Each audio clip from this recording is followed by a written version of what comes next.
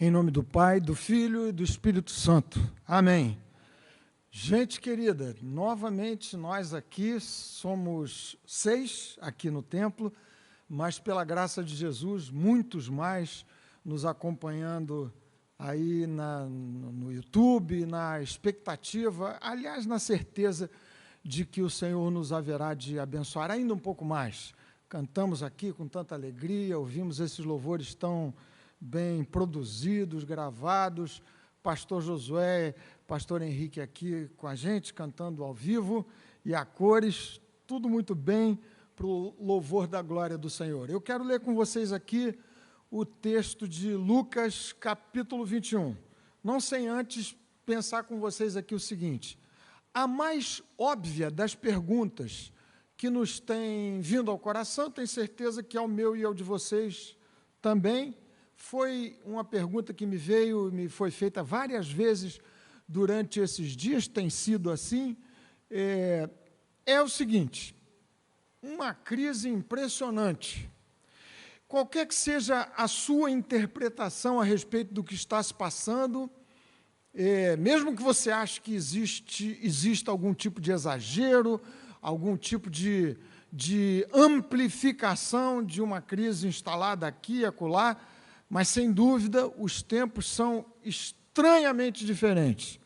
Uma especial situação que tem acontecido envolvendo 160 países, pandemia, e não se fala de outra coisa nesses últimos dias. A pergunta que ocorre ao nosso coração, tem vindo assim, é o seguinte: afinal de contas, estamos no final dos tempos? Quão distantes estamos do final dos tempos? É isso, essa pandemia impressionante, mais um dos sinais, ou talvez um dos sinais capitais e críticos de que se aproxima ainda mais a vinda do Senhor, a volta de Jesus. Então, nós vamos ler aqui uma porção do chamado Sermão Escatológico de Cristo, Lucas, capítulo 21, a partir do verso 5. A gente vai ler até o verso 19, deixando ainda um pouco mais desse sermão que se encerra no final do capítulo 21, para uma outra oportunidade, quem sabe daqui a 2 domingos a gente volta a falar desse mesmo assunto. Então, aqui diz Jesus o seguinte, verso 5 do capítulo 21 de Lucas: alguns falavam a respeito do templo. Jesus, com seus discípulos, já saindo do templo, vivendo ali um incidente, a oferta da viúva. Então, diz o texto, alguns falavam a respeito do templo, da sua suntuosidade, como estava ornado de belas pedras e de dádivas. Então Jesus disse: vocês estão vendo estas coisas? Virão dias em que não ficará pedra sobre pedra que não seja derrubada. Perguntaram a Jesus, 2 perguntas, os discípulos, os que estavam ali com Jesus naquela hora, lhe fazem: mestre, quando será isso? E que sinal haverá quando estas coisas estiverem para acontecer? Então Jesus enuncia essa narrativa impressionante a respeito do tempo do fim. Tenham cuidado para não serem enganados, porque muitos virão em meu nome dizendo, sou eu, e também chegou a hora, porém não vão atrás deles. Quando vocês ouvirem falar de guerras e revoluções, não fiquem assustados, pois é necessário que primeiro aconteçam estas coisas, mas o fim não será logo. Jesus está aqui descrevendo sinais que haveriam de anteceder o fim. Falsos profetas, falsos messias, falsificação do seu evangelho e da sua palavra, guerras, revoluções. Verso 10, então Jesus lhes disse, nação se levantará contra nação e reino contra reino, mais um testemunho, mais um sinal, haverá grandes terremotos, epidemias e fome em vários lugares, coisas espantosas e também grandes sinais vindos do céu. Antes, porém, de todas essas coisas, vocês serão presos e perseguidos, vocês serão entregues às sinagogas e lançados nas prisões. serão levados à presença de reis e de governadores por causa do meu nome. Isso acontecerá para que vocês deem testemunho. Tomem, pois, a decisão de não se preocupar com o que irão responder, porque eu lhes darei palavras e sabedoria que não poderão resistir nem contradizer todos os que se opuserem a vocês. E vocês serão entregues até por seus próprios pais, irmãos, parentes e amigos. E eles matarão alguns de vocês. Todos odiarão vocês por causa do meu nome, mas não se perderá um só fio de cabelo da cabeça de vocês. É pela perseverança que vocês ganharão a sua alma. Palavra inspirada do Senhor, palavra pronunciada por Cristo, nosso Salvador, o nosso Mestre, palavra inerrante, infalível, completa em todos os seus termos. A minha oração agora é de que o Espírito Santo, que inspirou essa palavra, também jogue no meu coração, no seu coração, derrame luz nas nossas vidas para entendermos aquilo que o Senhor nos quer dizer. Gente amada, não é um texto simples, nem um pouco simples. Ao longo dos séculos, os intérpretes das Escrituras pelejam aqui com diferentes linhas de interpretação, mas, de fato, na verdade, aqui não é o meu pensamento, nem a minha pretensão, nesse momento, tentar elucidar aqui esses eventos, quais são os sinais, o que vai acontecer. A própria preocupação de Jesus ao responder as duas perguntas dos seus discípulos, não foi a de estabelecer um cronograma completamente definido, uma espécie de linha do tempo que todo mundo pudesse compreender, enxergar, que levasse daqueles dias até o advento, a segunda vinda de Jesus, a parousia, aquele tempo que está por vir, que enche o nosso coração de esperanças. Não foi a preocupação de Jesus estabelecer essa cronologia de maneira assim firme e fixa. Ao contrário disso, a ênfase de Jesus foi a de, em apresentando alguns sinais que seriam, sim, indicativos desse tempo, da aproximação desse tempo final, mas, ao estabelecer esses sinais, permitir e oferecer à igreja e ao seu povo um tipo de instrução que nos levasse a uma postura que convém, que deve ser a postura que a gente deve adotar nesses dias. Aqui, pelo menos 10, e eu não vou enunciar as 10, claro, nessa hora, mas instruções de Jesus muito específicas. Façam isso, não façam aquilo. Atenção, assim haverá de acontecer. Algumas dessas coisas eu quero pensar aqui nessa noite com vocês. Primeiro, de cara, logo, indo para a resposta a essa pergunta, já chegamos no tempo do fim? Bem, num certo sentido, a resposta é afirmativa. Jesus trata aqui de situações do futuro e combinando duas perspectivas que fazem parte dessa visão profética desde o Antigo Testamento e até nesse ponto aqui do seu discurso, do seu sermão profético. Uma perspectiva mais imediata.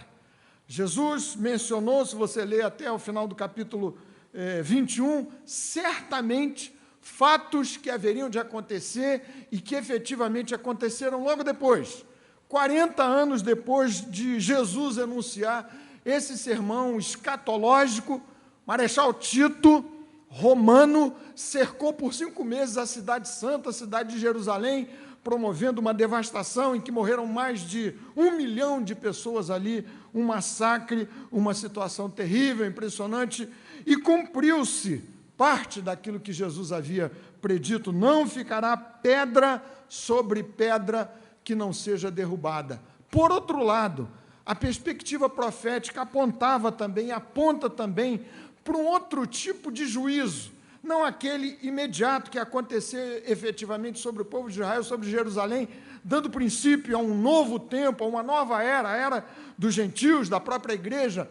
Mas Jesus estava aqui apontando para um tempo bem diferente desse, o tempo, enfim, do seu advento, do juízo final, e assim essas perspectivas vão se misturando aqui na descrição do que Jesus apresenta como sendo a escatologia.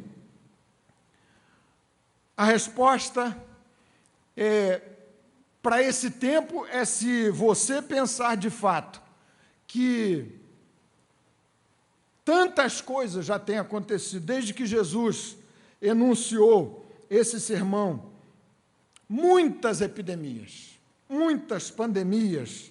Esses dias nós temos lido a respeito do que se passou, por exemplo, no século XIII, peste negra. Provavelmente 100 milhões de pessoas mortas ali na chamada peste negra no século XIV, que avançou 2 séculos depois, uma tragédia sem precedentes que reduziu a população mundial em talvez 20%, não há exatamente uma certeza a respeito do que se passou naqueles dias. Você deve ter lido a respeito da gripe espanhola, que atacou vários países no final da Primeira Guerra Mundial, 1918, e também foi um arraso tremendo, especialmente na Índia, morrendo 15, 20 milhões de pessoas, e ela se espalhando também pela Europa, situações assim.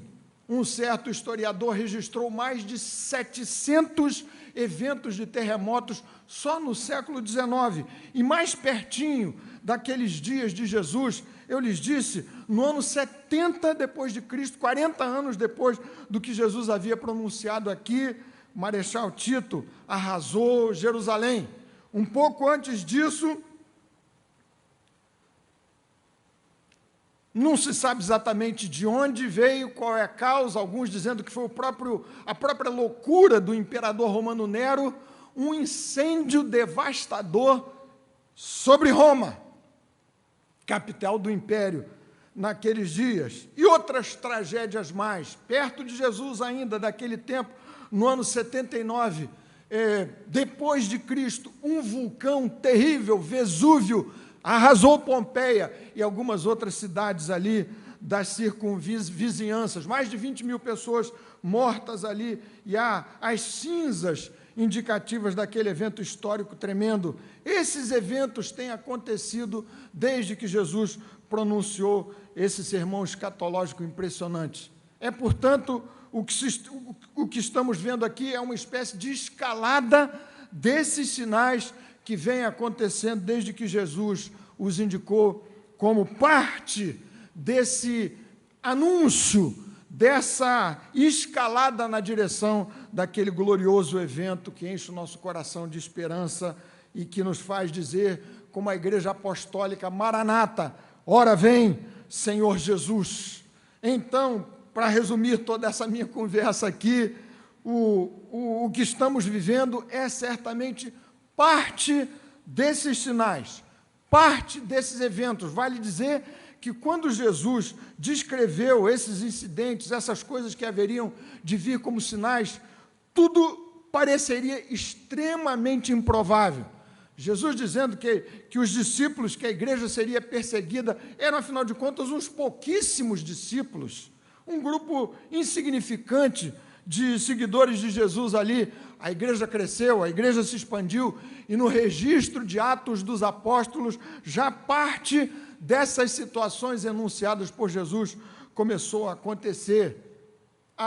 O que se via naqueles dias, que se vivia naqueles dias de Jesus, era a chamada Pax Romana. Durante 200 anos, o Império Romano viveu com as suas colônias espalhadas por toda a Europa e Ásia também, relativo ambiente de controle político e de paz. Então, Jesus mencionar guerras, rumores de guerras, parecia tudo muito pouco crível e absolutamente improvável. E tudo aconteceu. E desde então, tudo vem acontecendo. E agora, para nossa surpresa e perplexidade, mais um desses sinais, segundo o que Jesus disse, verso 11, haverá grandes terremotos, epidemias. É o que estamos vivendo agora. Um evento impressionante, em escala universal, tremendo, terrível. Mas diz Jesus, ainda não é o fim. É parte desse descortinar da gloriosa história na direção do retorno bendito do nosso Senhor Jesus Cristo. O que Jesus nos quer é trazer ao coração, na identificação desses sinais, algumas lições muito preciosas que eu quero anunciar aqui na repetição dos versos bíblicos que nós acabamos de ler. Em primeiro lugar, estes sinais, inclusive essa pandemia, nos indicam que essa presente ordem de coisas não é definitiva. Jesus disse para os seus discípulos: virão dias em que não ficará pedra sobre pedra que não seja derrubada. A primeira lição de Jesus: olha, não se empolguem, não se entusiasmem, não se apeguem com esta presente ordem de coisas, com a suntuosidade desse templo, com as construções que chamam a atenção. Esta não é a ordem definitiva das coisas. A presente ordem de coisas não é definitiva. Isso tem que gerar no meu coração, no coração dos crentes, esperança e, ao mesmo tempo, desapego. Virão dias em que não ficará pedra sobre pedra que não seja derrubada. É como se Jesus estivesse dizendo, e disse efetivamente: não esperem que as coisas vão melhorar, vão se transformar no céu, cá na terra. Não será assim. As catástrofes e as lutas e as epidemias e as pandemias e as guerras, numa escalada de ampliação da sua intensidade, da sua extensão, vão fazer parte do desdobramento desse tempo na direção daquele clímax da parousia da volta do Senhor Jesus Cristo. Uma segunda indicação, uma segunda mensagem de Cristo, que estes sinais que antecedem o fim nos trazem ao coração e à vida, é que Cristo voltará. Todo o clímax deste sermão de Jesus aponta e enfim, a gloriosa esperança de que Jesus voltará para buscar o seu povo e a sua igreja. Verso 27, que nós não lemos, o pastor Josué com o pastor Henrique cantaram aqui: então verão o Filho do Homem vindo numa nuvem com poder e grande glória. Estes sinais, inclusive essa pandemia, são a indicação de que haverá um tempo em que Cristo voltará para nos buscar, colocando ponto final nessa história como a conhecemos, para se iniciar uma nova história, uma nova cidade, uma nova Jerusalém, um novo povo para o louvor da sua própria glória. Cristo voltará. E isso precisa encher os nossos corações de grata expectativa, de grande esperança. Meus irmãos e irmãs, é impressionante, todos os textos do Novo Testamento, com exceção de 3, carta de Paulo a Filemão, carta de João, 2ª e 3ª, todos os demais fazem referência a este segundo advento, a parousia, a segunda vinda de Jesus Cristo, como um evento marcante na história da nossa redenção.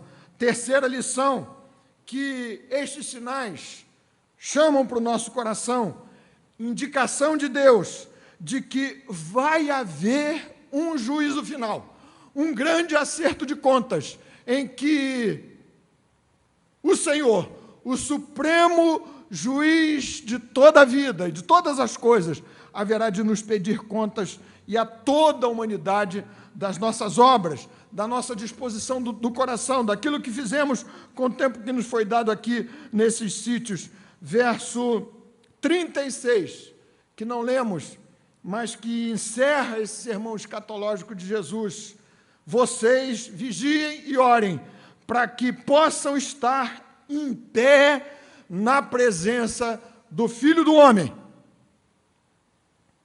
Quarta lição, quarta indicação, quarta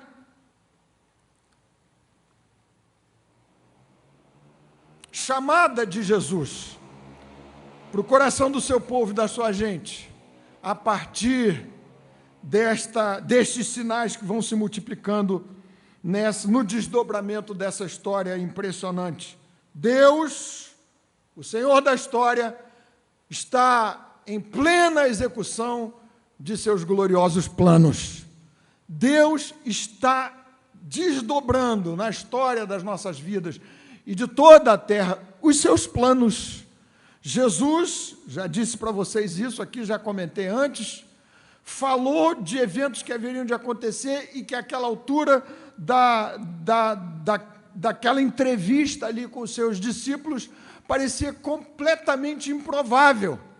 Não havia a menor chance de alguém pensar nos termos daqueles acontecimentos que Jesus apresentou como sendo indicativos desse avanço da história na direção da nossa redenção final. E as coisas têm acontecido desde então dessa forma. Os eventos que já lhes citei e agora essa impressionante pandemia são a indicação de que Deus está pondo em marcha de maneira soberana, de maneira firme, de maneira absolutamente debaixo do seu controle, do seu poder, os seus planos de redenção que culminam com o retorno breve do Senhor Jesus Cristo para nos buscar e assim estaremos para sempre com o Senhor. Quinta indicação desses sinais que vão se desdobrando aos nossos olhos, incluindo essa impressionante pandemia desses dias. Estes sinais são necessários. Jesus disse exatamente isso. Pois é necessário que primeiro aconteçam estas coisas, mas o fim não será logo. Quando Jesus afirma que esses sinais são necessários, ele está afirmando, por consequência, que estes sinais, pandemia tremenda que nos envolve nesses dias, cumprem determinados propósitos de eterno valor. Significa que meu coração, seu coração, o coração da igreja do Senhor, tem que pedir de Deus, do Espírito do Senhor, por meio da sua palavra, discernimento e uma atitude de pronta atenção ao que o Espírito Santo nos quer dizer nesses dias. Você sabe, a gente tem comentado, todo mundo fala aqui e ali, quantas coisas, desde as menorzinhas, que a gente não pode chamar de insignificantes, mas as mais triviais, mais caseiras, a convivência mais próxima das pessoas em quarentena, com os desgastes naturais, mas com a necessidade de se perdoar, exercícios que nos fazem crescer na fé. Esses dias eu postei uma foto lá nas nossas redes sociais que me comoveu muito o coração.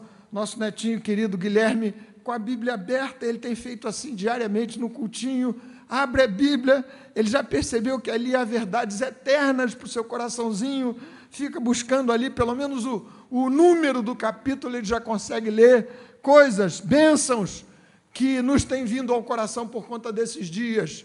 O Senhor disse, é necessário que essas coisas aconteçam. Existe uma bênção embutida nesses eventos inauditos para os quais o nosso coração precisa estar super atento, e tantas coisas mais. Quanto Deus tem falado ao coração do seu povo e de toda a humanidade, da nossa fragilidade impressionante. Matéria batida já nesses dias, mas como assim? A gente poderia esperar tudo, uma guerra nuclear, alguma coisa do gênero, mas de repente essa confusão se espalhando por todo mundo por conta de um vírus, nem se trata de uma guerra biológica. Que coisa incrível, a fragilidade da nossa vida, o descontrole não está nas nossas mãos, o controle do nosso destino e da nossa própria vida. Um tapa na cara, por assim dizer, na arrogância, na face arrogante, típica do nosso coração e do coração dos homens. Quantas coisas que cumprem isso que Jesus disse, é necessário que essas coisas aconteçam, mas ainda não é o fim.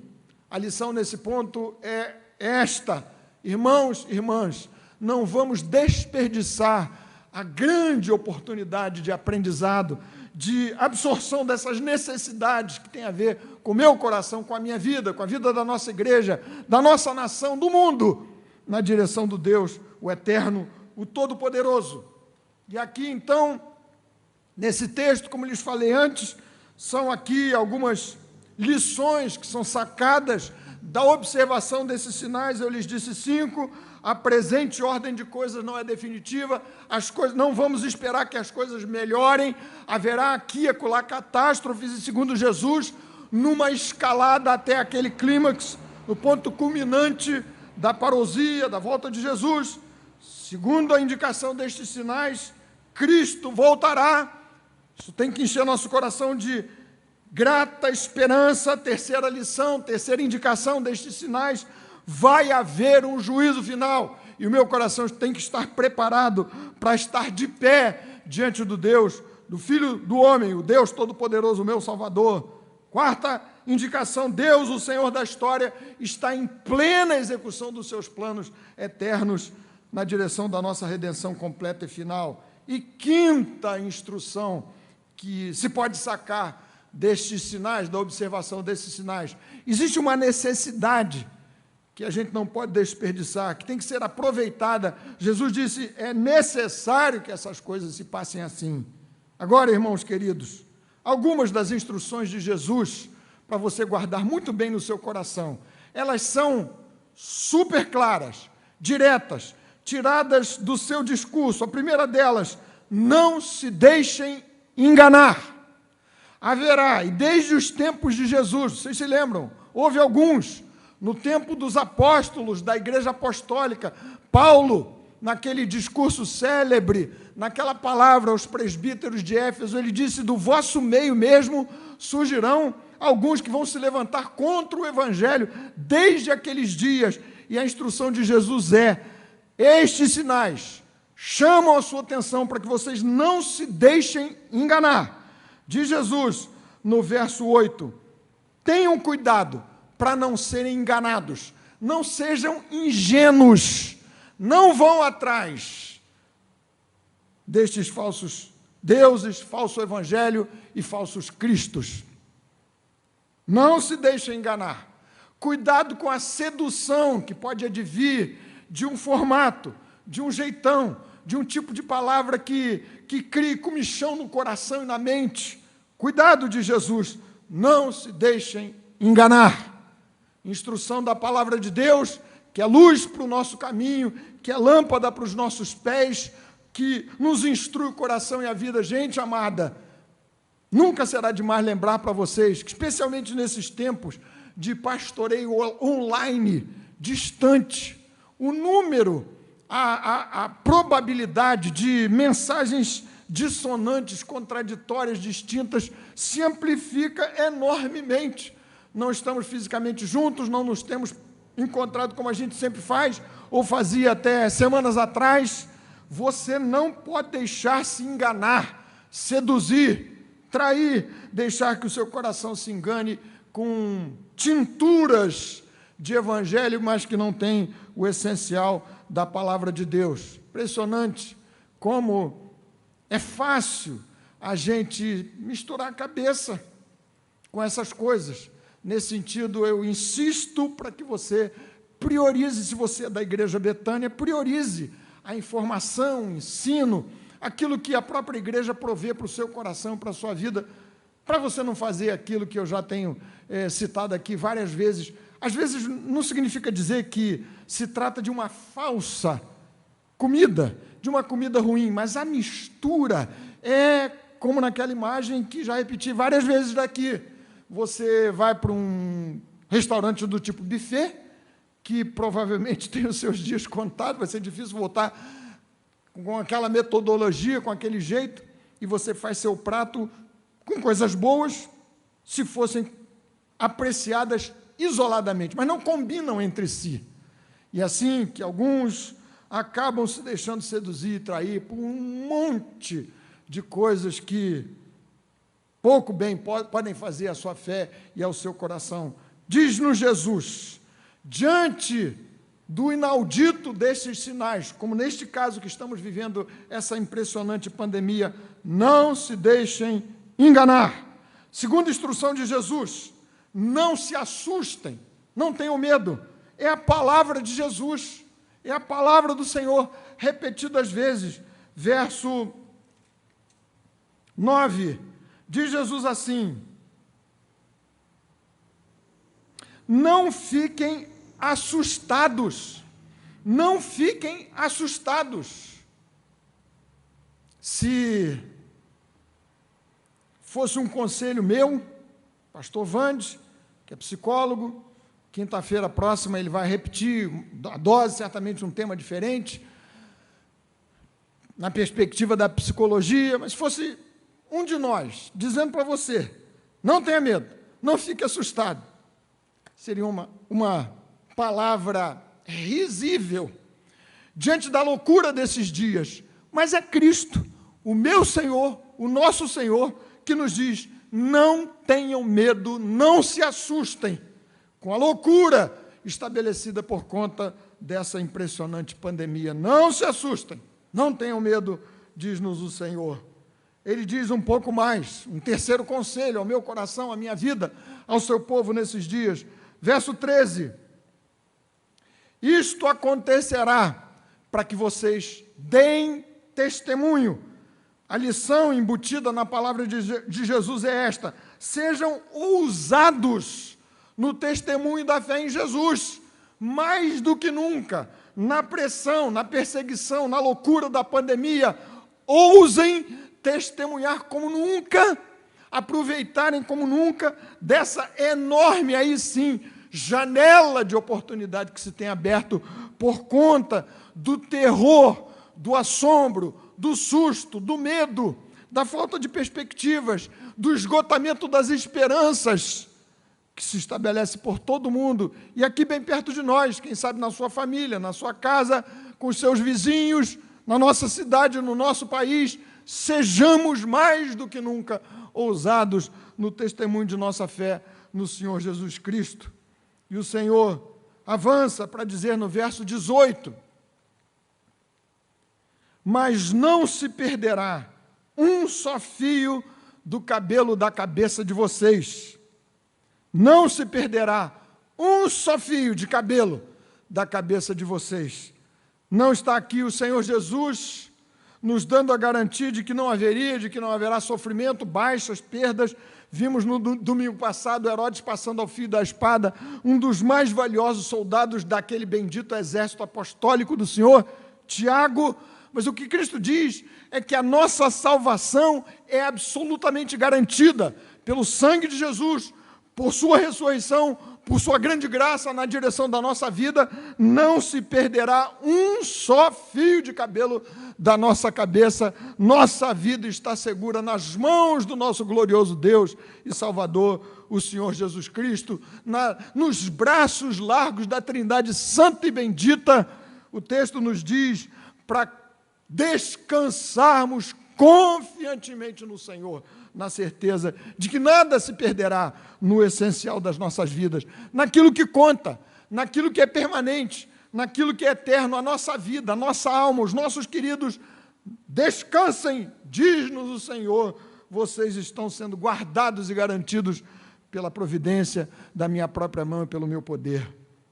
Finalmente, no verso 19, Jesus encerra esse trecho do seu discurso, do seu sermão escatológico, dizendo: é pela perseverança que vocês ganharão a sua alma. Perseverem, pacientemente, até o fim. Sejam perseverantes. A vitória, a coroa, a bênção final, a redenção completa não é dos que principiam a corrida da fé, mas dos que chegam até o final. Perseverem pacientemente. Usem de todos os recursos, dos meios de graça, como já falamos de outras vezes. Aproxime-se mais dos seus irmãos, das suas irmãs. E nesse tempo, uma estranha contradição tem acontecido. Distantes socialmente, mas muitos de nós muito mais ligados uns aos outros do que antes, quando a gente podia circular livremente, sem qualquer tipo de embaraço ou peso. Perseverem pacientemente até o fim. Meus irmãos, irmãs, algumas das instruções do Senhor, cuidado para não sermos enganados, não vamos ser ingênuos, não vamos absorver qualquer tipo de informação de comida. Cuidado, a palavra de Deus tem que ser o filtro, e você precisa ser fiel ao ensino da sua igreja. Se você opta por esta igreja, que bênção, que bom que você está aqui. Seja cada vez mais alinhado ao ensino da sua comunidade, porque isso vai trazer segurança para a sua alma, abençoar o apetite, o estômago espiritual da sua vida. Não se assustem, não tenham medo, diz o Senhor Jesus Cristo, eu estou com vocês. Sejam ousados no testemunho da fé no Senhor, mais do que nunca. As oportunidades de inserção, e isso a gente tem conversado com os nossos líderes de células semanalmente.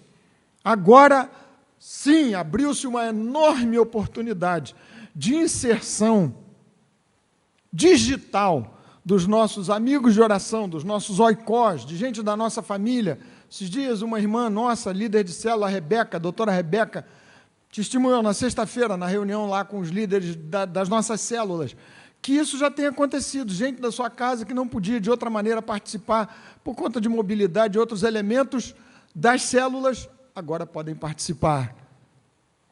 Sejamos ousados no testemunho da fé em Jesus. Descansemos confiantemente no Senhor, nos diz o Senhor, nenhum fio de cabelo da cabeça de vocês se perderá. Deus nos garantindo na direção da eternidade. Perseverem pacientemente até o fim. Encerro aqui lembrando para vocês que assim como o discurso, o sermão escatológico de Jesus combina duas perspectivas de tempo, uma mais imediata e uma um pouco mais distante, também a nossa própria vida. Existe aqui, no discurso de Jesus, existem aqui duas situações de grande tribulação. A que aconteceu, a que se abateu sobre Jerusalém, e uma descrita um pouco mais em detalhes, mais adiante, como no texto que nós não lemos aqui, a grande tribulação que antecederá a segunda volta de Jesus. Duas perspectivas diferentes. Existe aqui nesse texto, ou existem aqui dois juízos de naturezas distintas, mas um simbolizando o outro, o juízo sobre Jerusalém e o juízo sobre toda a humanidade. Assim também, há duas perspectivas nessa questão toda escatológica. A pessoal e a mais ampla, a histórica, que envolve o desdobramento da história, o desenrolar da história segundo o que Jesus contou. O que significa a perspectiva pessoal? Significa dizer que o fim dos tempos pode se dar imediatamente na vida de alguns de nós. Espero que isso não aconteça na sua vida. Mas, de fato e de verdade, no encerramento da nossa caminhada, dia e hora, nós não sabemos, eu vou me encontrar diante do Deus Todo-Poderoso. Além disso, para alguns, no ambiente mais privativo da sua vida, cenas de grande tribulação já se têm passado. Situações sérias, gravíssimas, enfermidades, peso, males, sem fim e sem conta, são também a evidência das mesmas questões que Jesus enunciou na descrição desses fatos na direção da parousia, do segundo retorno de Jesus. Tudo isso nós vamos colocar diante do Senhor. Nossa oração, nosso coração preparado, na santa expectativa, na confiança absoluta de que o Senhor breve virá para nos buscar, para recolher nossa vida, e assim estaremos para sempre com o Senhor. Que assim Jesus, que anunciou essa palavra, nos abençoe. Você, a sua casa, aqueles que estão com você aí, a toda a nossa querida igreja, a nossa cidade, ao nosso país, que haja sim um avanço extraordinário do Evangelho de Jesus na nossa nação. Amém.